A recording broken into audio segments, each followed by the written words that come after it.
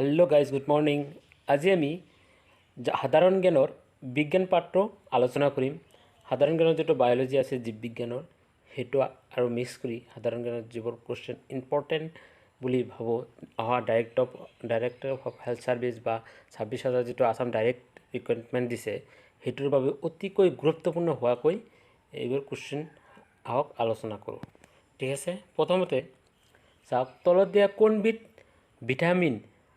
কোনবিধত vitamin A পোৱা যায়? তলত চাৰিটা অপশ্যন দিয়া আছে, সেই চাৰিটাৰ কোনটোত ভিটামিন এ পোৱা যায়?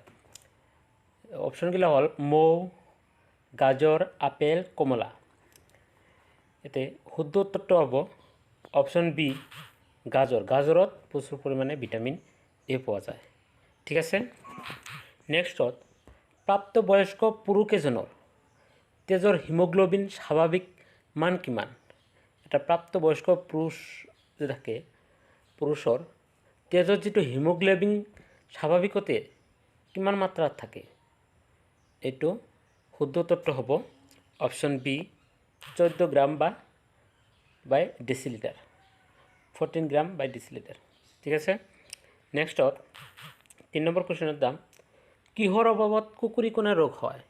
এইটো আমি আগতেও পাই আহিছিলোঁ, আপোনালোকে হয়তো জানিব পাৰে, তথাপি একবাৰ ৰিভিজন কৰি দিছোঁ। কিহৰ অভাৱত কুকুৰীকণা ৰোগ হয়? যে ভিটামিন এৰ অভাৱত কুকুৰীকণা হয়। ঠিক আছে, মানুহৰ দেহত কেইডাল হাড় থাকে? অপশ্যনবিলাক চাই ল'ব, 220, 216, 210, 206। শুদ্ধ উত্তৰটো হ'ব 206 মানুহৰ হাড় থাকে, মানুহৰ টোটালি দেহত। ঠিক আছে, যকৃতৰ প্ৰধান কাম কি? আমাৰ দেহত যিটো যকৃত থাকে, সেইটোৰ প্ৰধান কাম কি? ইয়াত অপশ্যনবিলাক দি আছে, হজমত সহায় কৰে, শ্বসনত সহায় কৰে, তেজ পৰিষ্কাৰ কৰে, নে গ্লুক'জেনৰ পৰা গ্লুক'জ জমা কৰে? শুদ্ধ উত্তৰটো হ'ব অপশ্যন বি, গ্লুক'জেনৰ ৰূপত গ্লুক'জ জমা কৰে। ঠিক আছে, নেক্সটত মানুহৰ দেহত থকা আটাইতকৈ ডাঙৰ গ্ৰন্থি কি? মানুহৰ দেহত ভিতৰত থকা আটাইতকৈ ডাঙৰ গ্ৰন্থটো কি? আমাৰ অপশ্যনবিলাক দিয়া আছে, অগ্নাশয়, যকৃত, থাইৰছ, পিটুইটাৰী। ইয়াতে শুদ্ধ উত্তৰটো হ'ব যকৃত। মানুহৰ দেহত থকা যকৃত হ'ল আটাইতকৈ ডাঙৰ গ্ৰন্থি। ঠিক আছে, নেক্সটত সুস্থ মানুহ এজনৰ হৃদপিণ্ডৰ স্পন্দন প্ৰতি মিনিটত কেইবাৰ হয়? সুস্থ মানুহ এজনৰ হৃদপিণ্ডৰ স্পন্দন প্ৰতি মিনিটত কিমানবাৰ, মানে যিটো আমাৰ থাকে হৃদপিণ্ড থাকে, কিমানবাৰ ধাক ধাক কৰে, মানে এইটো তো 50 দি আছে, 170, 70, 125।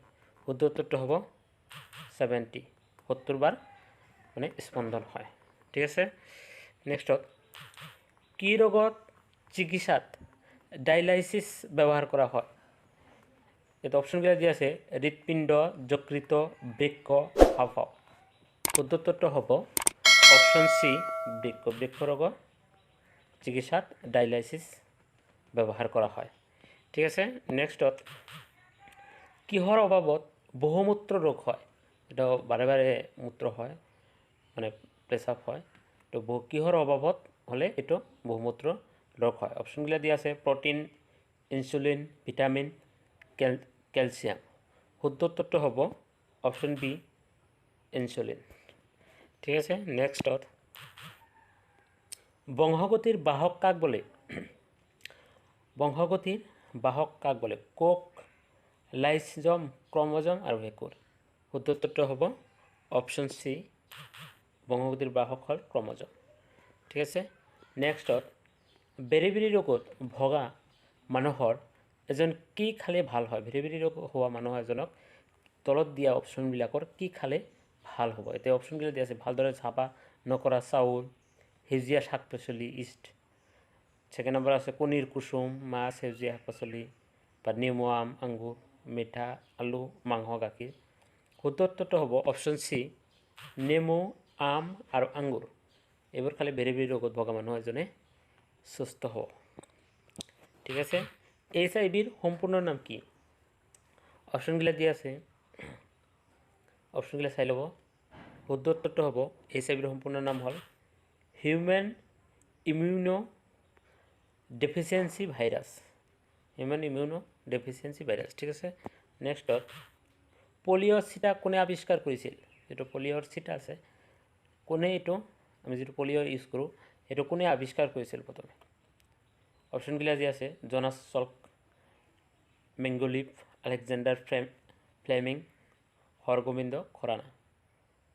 শুদ্ধ উত্তৰটো হ'ব পলিঅ' চিটা আৱিষ্কাৰ কৰিছিল অপশ্যন এ, জনাছ চল্ক। ঠিক আছে, মানৱ শৰীৰত তেজৰ সঞ্চালন হোৱা কথা কোনে আৱিষ্কাৰ কৰে?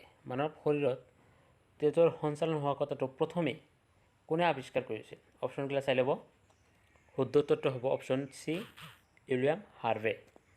ঠিক আছে, নেক্সটত কুকুৰীকণা ৰোগ কি ভিটামিনৰ অভাৱৰ কাৰণে হয়? কুকুৰীকণা ৰোগ, যিটো আমি ৰাতি নেথাকা ৰোগ বুলি কওঁ, সেইটো কোনটো ভিটামিনৰ অভাৱত হয় বুলি কোৱা হৈছে? অপশ্যনবিলাক চাই ল'ব। শুদ্ধ উত্তৰটো হ'ব অপশ্যন এ, এৰ অভাৱত কুকুৰীকণা ৰোগ হয় বা ৰাতি নেদেখা ৰোগ হয়। ঠিক আছে, লচিকাত কোনবিধ কোষ নাথাকে? লচিকাত কোনবিধ কোষ নাথাকে? অপশ্যনবিলাক দিয়া আছে, শ্বেতকণা, লোহিত কণা, প্লাজম কোষ, মেক্ৰ'ফাজ। এইটো শুদ্ধ উত্তৰটো হ'ব অপশ্যন বি, লোহিত কণা। ঠিক আছে, নেক্সটত কোনবিধ ৰক্তদলৰ লোহিত কণাত কোনো ধৰণৰ এণ্টিবডি নাথাকে? কোনবিধ ৰক্তদলৰ লোহিত কণাত কোনো ধৰণৰ এণ্টিবডি নাথাকে? ইয়াত শুদ্ধ উত্তৰটো হ'ব অপশ্যন এ বি, এবিধ। ঠিক আছে।